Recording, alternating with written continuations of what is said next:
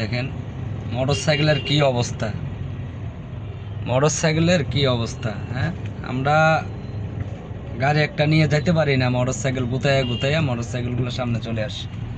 কি বলবো, সার্জেনও মানে না, পুলিশের কাউরে মানে না, যেমনে মনে হচ্ছে এমনি তারা গাড়ি চালায়। এইলো এক কাহিনী, আসলে কিছু করার নাই। বাংলাদেশের পরিস্থিতি এরকম। এই এতে পারে না যে আর গার উদ্দি যাবে গেলে পানিওয়ালা, এই যে মোটরসাইকেল এতে পারে না যে আর গার উদ্দি উঠে দিবার লাই, এই অবস্থা। এতে হরান দিছি তে আর পিছন দা ব্যাক করে যে কিল্লা হরান দি, তো হরান দিছি কিল্লা, হরান এর কিনছি কিল্লা আমি তারা বুঝেন না পারে, হরান এটা কিনছি যে ওই আরেক শালার মতো বাধা দিচ্ছে, হরানটা কিনছি যে হরন দিবার লাই ওইসে আবার একটা মাজা দিছি আন্দা। কি অবস্থা, আল্লাহ আল্লাহ তার হেদায়েত করুক, আল্লাহ তার হেদায়েত করুক। আমরা দোয়া করি যারা গাড়ি চালায় তারা ভালো থাকে।